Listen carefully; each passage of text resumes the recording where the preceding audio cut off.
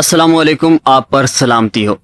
आज हम बढ़ते हैं एक और नहायत अहम सवाल की तरफ। आखिरकार इसराइल ने यह हमला क्यों किया?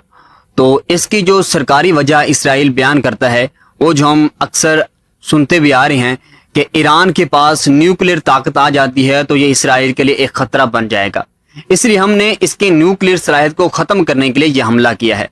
लेकिन इसके साथ साथ इसराइल में रजीम चेंज, निज़ाम हुकूमत की तब्दीली की बातें भी खुलकर सामने आना शुरू हो गई हैं। वहाँ कहा जा रहा है कि हमें वो मौजूदा निज़ाम ही नहीं चाहिए।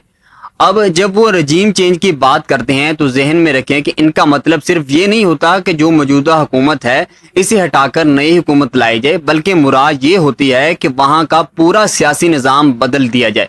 मिसाल के तौर पर अगर वो हमला करके वहाँ के उलमा की हुकूमत क्लर्जी को ख़त्म भी कर देता है तो इसके बदले में जो नई मजहबी क़यादत आएगी वो भी वही नज़रियात रखने वाली होगी, इसलिए कोई ख़ास फ़र्क नहीं पड़ेगा।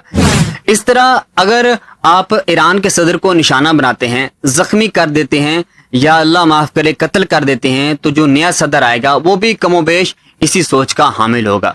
बस इसराइल के मर्जी बुनियादी तौर पर यह है कि वहाँ एक सेकुलर निज़ाम लाया जाए, ऐसा निज़ाम जो इसराइल के ग्रेटर एक्सपेंशन, वसी तर तुसी पर खामोश रहे।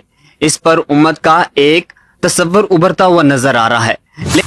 लेकिन फिलहाल इसराइल की जो दीदा दिलेरी है इसकी वजह सिर्फ ये नहीं है कि अमेरिका इसके साथ है, बल्कि इसकी बड़ी वजह यह है कि इराक वाले भी मज़ाहमत नहीं करते, शाम वाले भी मज़ाहमत नहीं करते, उर्दन वाले भी तो नहीं बोलते, सऊदी अरब वाले भी खामोश हैं। इन सब की मौजूदगी में इसराइल गजा में जो कुछ भी कर रहा है वो आज़ादी से करता चला जा रहा है। इसराइल को असल खतरा ईरान से था, तारीखी तौर पर भी इनकी चपकलश रही है और अक्सर मसाइल ईरान से ही पैदा होते रहे हैं। अगर इसराइल ईरान में रजीम चेंज करता है और अपनी मर्जी का सेकुलर निज़ाम ले आता है, जैसे कि रजा शाह पहलवी के दौर में कुछ आसार मौजूद थे, तो फिर इसराइल को अपनी तोसी के वो मौके मिल जाएंगे जिनकी वो तलाश में है। याद रखें, रजीम चेंज का मतलब सिर्फ हुकूमत की तब्दीली नहीं है, बल्कि मुकम्मल निज़ाम सियासत की तब्दीली है। अब यहाँ एक सवाल ये रह जाता है कि अगर ईरान के साथ मुज़ाकरात जारी थे और कोई हतमी नतीजा नहीं निकला तो फिर इसराइल के पास क्या कानूनी जवाब रह जाता है कि इसने पेशगी हमला किया? बैनुल-अक़वामी कानून में पेशगी हमले की इजाज़त सिर्फ इसी वक्त दी जाती है जब आप ये साबित कर सकें कि आपको फौरी तौर पर खतरा लाहक था और दुश्मन हमला करने वाला ही था, लिहाजा आपने इस हमले को रोकने के लिए पहले से ही इकदाम किया है। यह असूल सिर्फ मौजूदा बैनुल-अक़वामी कानून में नहीं बल्कि हजारों साल से जारी जंगी रवायात और आलमी कन्वेंशंस में भी तस्लीम शुदा है। लेकिन मसला ये है कि इसराइल कोई भी ऐसी चीज साबित नहीं कर सका जिससे ये दिखाया जा सके कि इसे ईरान से फौरी तौर पर कोई शदीद खतरा लाहक था, लिहाजा यह हमला बैनुल-अक़वामी कानून की सरही खिलाफ वर्जी शुमार होता है। अब एक और वजह जिसे बैनुल-अक़वामी मीडिया में कम रिपोर्ट किया जा रहा है लेकिन इसराइली मीडिया में ज्यादा सामने आ रही है, वो ये है कि इसराइली वज़ीर आज़म नेतन्याहू के खिलाफ मुल्क में शदीद सियासी बेचैनी, सियासी बहरान जारी है। इनके खिलाफ शिकायत, इंक्वायरियां, सुप्रीम कोर्ट के मामलात वगैरह चल रहे हैं। चुनाचा वो अपनी हुकूमत को बचाने के लिए बाहर एक मसनूई बहरान पैदा करता है ताकि आवाम को ऐसा लगे कि अब कौमी सलामती खतरे में है और वो मजबूरन नेतन्याहू के साथ खड़े हो जाएं।